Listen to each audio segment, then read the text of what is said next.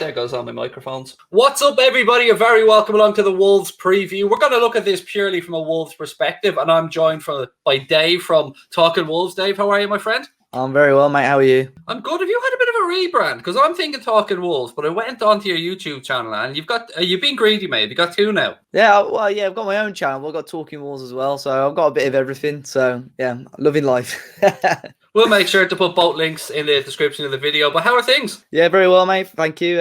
Enjoying the season. I was a bit of a shaky start, which I'm sure we'll talk about. But yeah, slowly enjoying the season now. So yeah, looking forward to it. It's been a strange one, hasn't it? Like just getting fans back into stadiums. I mean, it was a bit weird, a bit surreal looking at the Emirates and seeing fans inside the stadium for the Arsenal game. Have you been finding it?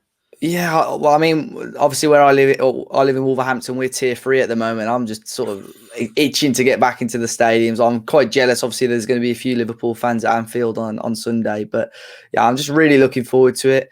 But yeah, I'm having withdrawal symptoms now. I just want to get back in the ground watching the game. It's nice to watch on the TV, but I just don't think you get the same buzz, do you? So yeah, hopefully sooner rather than later we can get back at Molineux. And actually, our sponsor of our channel, Boyle Sports, is now a partner of Wolves, which is interesting enough. I'd seen Leon from Boyle Sports chatting with Conor Cody earlier on, which was lovely to listen to, and I always keep an eye out for how Mr. Cody's getting on. I want to ask you something really quick, mate. Update on Raul Jimenez. Obviously, all of our thoughts and best wishes go to the Wolves fan base, and of course, Raul Jimenez and his family. That was a very nasty incident, mate, wasn't it? Yeah, horrible. Obviously, such a key player for Wolves as well. He's going to be a huge loss. There's no real sort of return date on it yet. I think Wolves are going to be very, very quiet on that, to be honest. I'd be very surprised if we hear anything until we see him sort of back in training, really. So I believe he's still not home yet. I think he should be home early next week. And then obviously road to recovery. So it'll be interesting to see what happens. I'm hoping that we see him before the end of the season, but I mean, it's hard to tell. But yeah, like you say, best wishes and thoughts with him and his family, and fingers crossed he gets 100% recovery and we can see him back in the Wolves shirt sooner rather than later. Absolutely. He's somebody that's very highly thought of and well regarded amongst opposition fans as well. I mean, a lot of our fan base were asking for updates and wanted to see how he was. And hopefully, Dave, this may start a conversation as well around the concussion protocols and the substitutions, because I look, it was clear that Raul Jimenez wasn't going to be able to finish that game, but I'll never understand how David Luiz was allowed back onto that pitch, mate. I'll never understand it.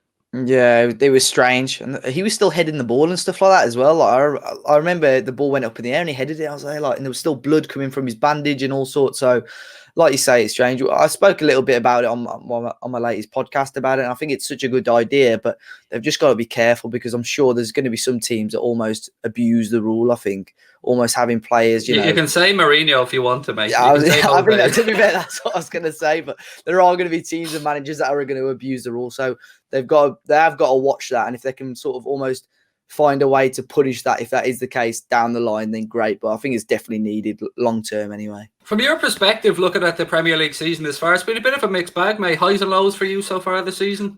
Yeah, I mean, we started off the season, the first game anyway, okay. We had such a broken pre-season because we were in Europe so late last year. We didn't come back into the pre-season until late, and then we had the international break right before the season. So we had less than a week really as a team. And then when we beat Sheffield United first game of the season, I think all the Wolves fans are rubbing their hands together thinking, here we go, this could be a good season, because Sheffield United, of course, they did have a good campaign last year.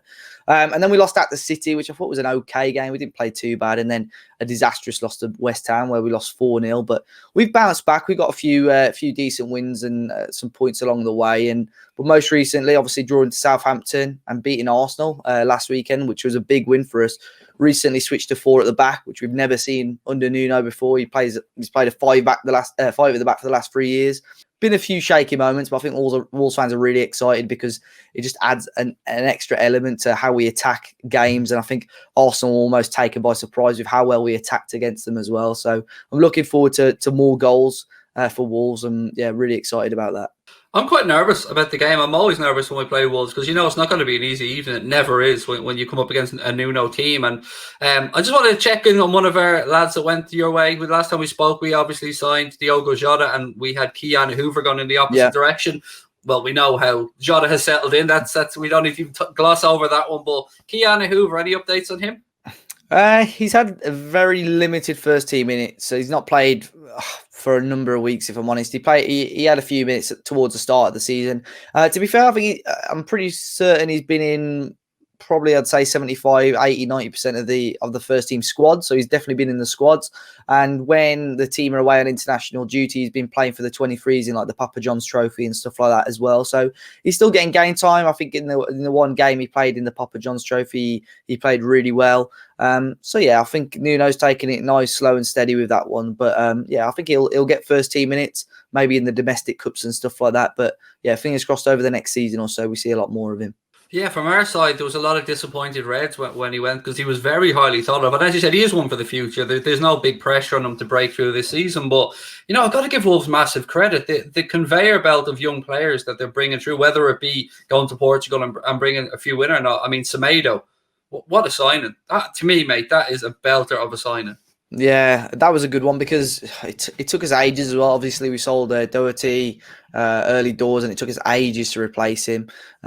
We started Adama at right wing back the first couple of games, and it just didn't work. I think, you know, he had a couple of okay games there last season, but it just didn't work, and we needed to get someone in sooner rather than later.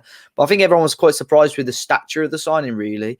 I don't think anyone surprised to sign someone as high profile as Nelson Semedo. So he's got his, you know, defensively is still a bit questionable. We've seen that in a couple of games, but going forward and running with the ball and sort of pushing the ball up the field, he's very, very good. But overall, a very good signing for Wolves, I think. And with Raul Jimenez out for this game, are we going to see that young Portuguese 18-year-old, I believe, that you guys signed for a hell of a lot of money for somebody who had played, I think, five first team games, maybe something like that? Yeah, Fabio, but look, you can't doubt Nuno when it comes to his contacts in Portugal. Even the commentary team, when I was watching the game, said, look, he mightn't have played a lot of minutes, but if they paid that much money from you can be guaranteed there's a player there.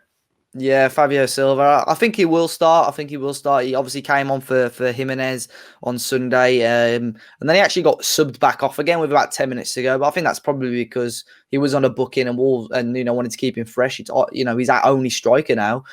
So the only way, you know, he's not going to play is if Nuno sticks someone like Adama up front who's not really a natural striker. So I think we're going to see a lot more of him. And obviously, it's unfortunate circumstances, but this is a massive chance for Fabio Silva. I don't think even he expected to be playing such, you know, big games, and it's going to be his first start in the Premier League against Liverpool. You know, against Arsenal, he was okay, got in the right positions, held up the ball well, linked up well, and a very solid debut.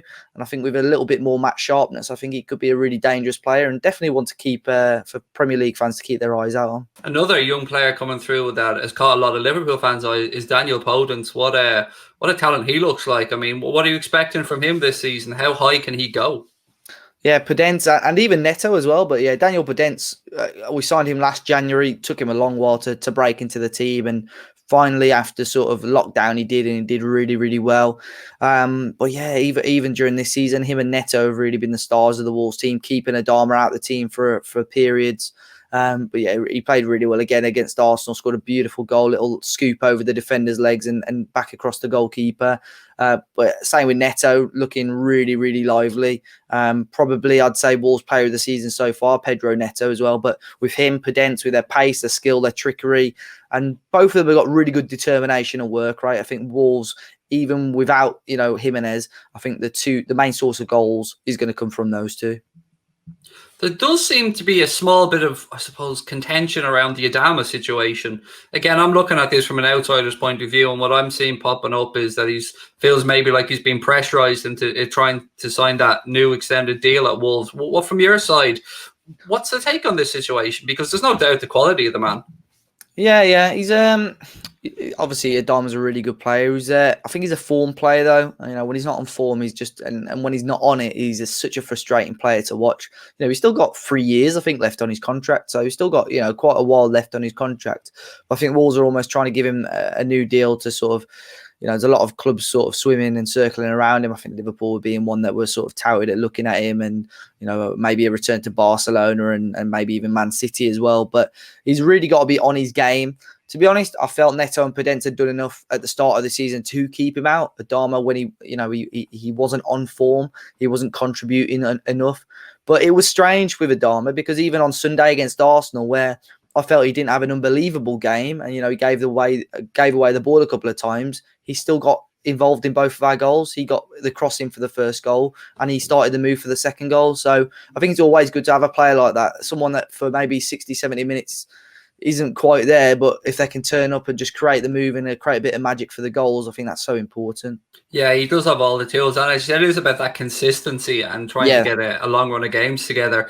I just wanted to ask you what the feeling is from your side about the long list of injuries that Liverpool have. Do you feel like this might be the right time to come to Anfield and break this 64-game unbeaten run that we have in the Premier League? Oh, I think it would be amazing, but there's a good feeling around the Wolves fan base at the moment. I think, like you say, it is a good time to play Liverpool at the moment. But at the same time, I think Klopp's almost got the mentality in the players that, they're going to be working harder than ever to make sure that sort of unbeaten run is contained. And, I think you're more or less through your Champions League group now. I think you're through. So, that maybe takes a bit of pressure off your next game to play the big boys. So they might be putting all their energy into this one. So it's going to be a really, really tough game. But like I say, from a Wolves perspective, looking in, it looks like the best time to play Liverpool. And I think with us all of a sudden finding our feet going forward and attacking wise, I think we could put some serious pressure on the Liverpool defence, especially the young goalkeeper. I know he had a good game last time out, but it'd be interesting to see how he copes with lots of pressure on him. Yeah, that will be very interesting because you said Creevy and Kelleher had a very good game in the Champions League, but that came off the back of playing with the underage team and conceding 7 at Manchester City. So it is tough to know. But what I would say, and maybe Wolves fans would know this, is he was a striker until he was 15. That's why he's so proficient with both feet. Yeah, he only went for Ringmahon Rangers in Cork, which was the club he came from. He played as a striker until he was 15 and then got thrown in at the deep end. And that's why Klopp played him, because he knew he was so proficient with both feet, so his distribution was going to be excellent. And that's one of the keys, obviously, with Alisson Becker in our team. So that's why. And I think he will get the nod at the weekend, but it is a huge. And I fully expect Wolves to be putting crosses and corners right in on top of him, as any fan would of a young opposition goalkeeper. I'd want that if we were playing you guys. Also, no Thiago for us, which has been really frustrating, Dave. I'm not going to lie. You have this player who you want to see and can light up midfield. No Van Dijk, no Joe Gomez. The list goes on. But one thing I will say is Fabinho has slipped into centre-back seamlessly for us, and he is. I want him to stay there, even when Van Dijk comes back. That's how good he's been.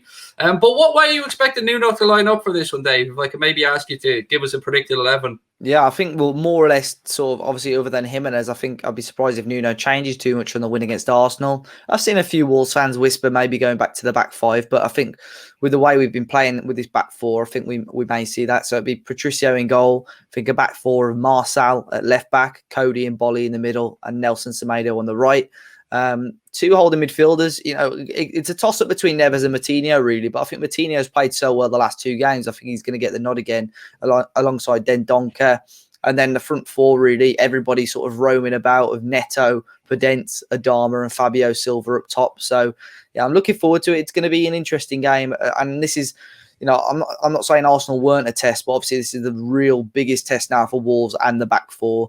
But, yeah, it's going to be an interesting game. Us Liverpool fans love to talk about James Milner and how he just gets better with age. But João Moutinho, as you said, he's having an incredible season. He is so silky. I mean, I've really enjoyed watching him throughout his career. And he really is going through an Indian summer. I think that's the phrase right now during his career. So I can understand why he's forcing his way in. And in a game like this as well, you want experienced big heads in there. So I can understand why Nuno might give him a run. But how long do you think he's got left in those legs?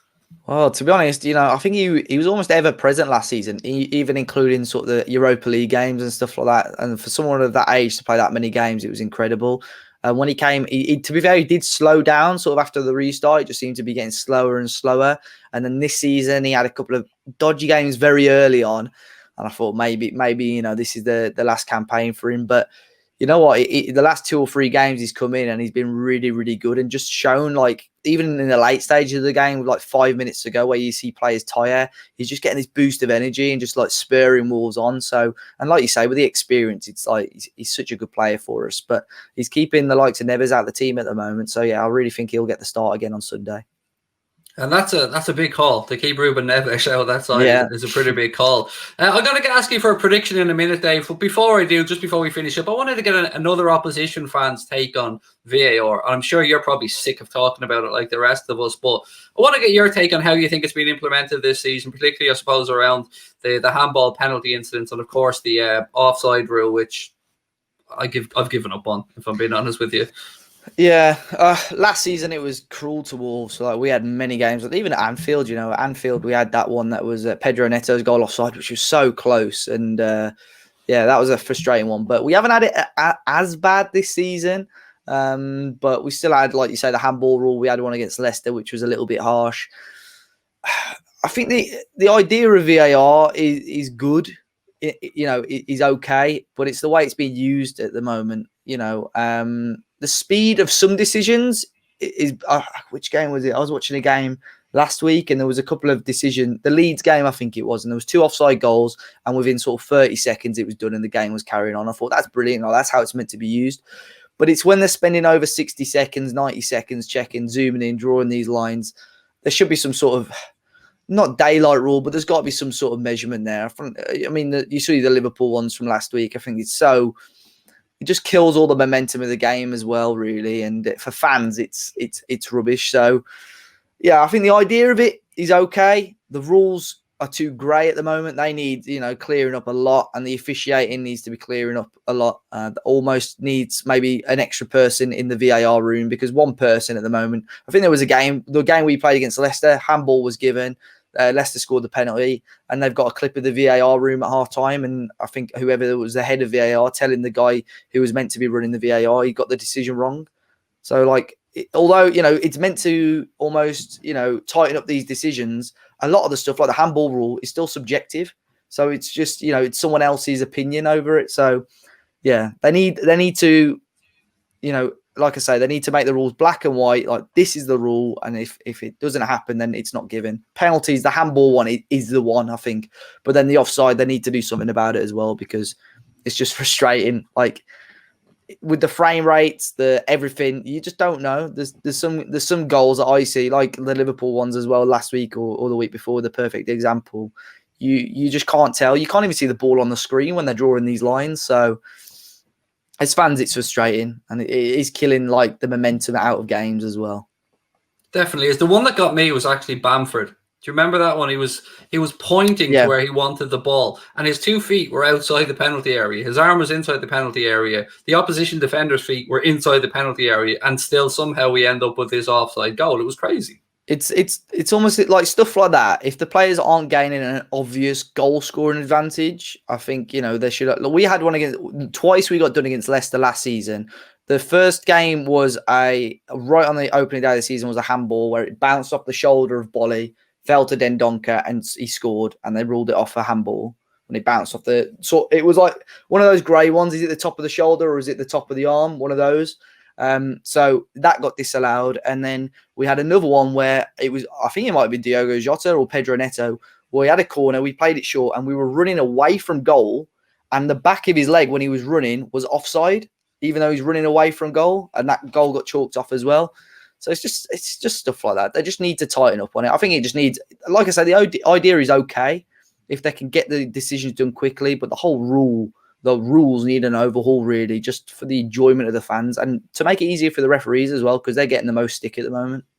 It'd be lovely to be able to hear the conversation between the VAR room and the official. You don't want the ref mic'd up for everything. You can understand that the ref needs to talk to the players, but just that, even if the broadcasters can hear what they're saying, just so we can clear this up. Because Jamie Carragher made a really interesting point that I think there's only been one or two decisions this season that the referee's overturned when he's gone to a monitor. Usually it just ends up going with what VAR have asked them to do. But look, before we finish up, buddy, I want to get one more quick question. 3 substitutes or 5 substitutes? What are you for?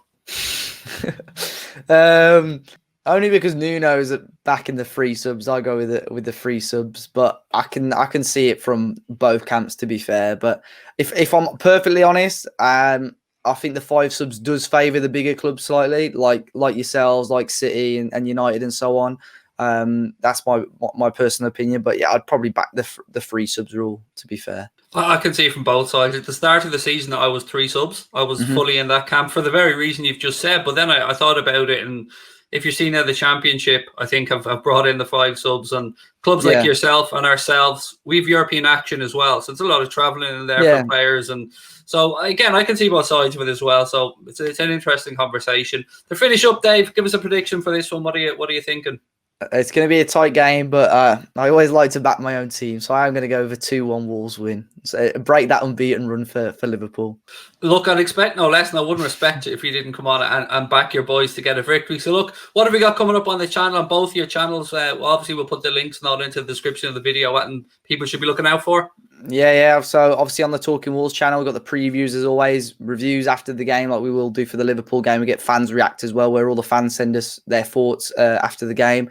There's a couple of other little series that I'm going to be trying out. I think there's going to be one maybe on Monday after the game, almost like a phone-in show where fans will come on and sort of give their thoughts after the Liverpool game as well. So yeah, I think it's looking forward to it. It's obviously going to be a busy month with lots of fixtures, and my personal channel really is more football manager stuff, really more gaming stuff. But yeah, the Talking Wolves channel is going to be busy this month.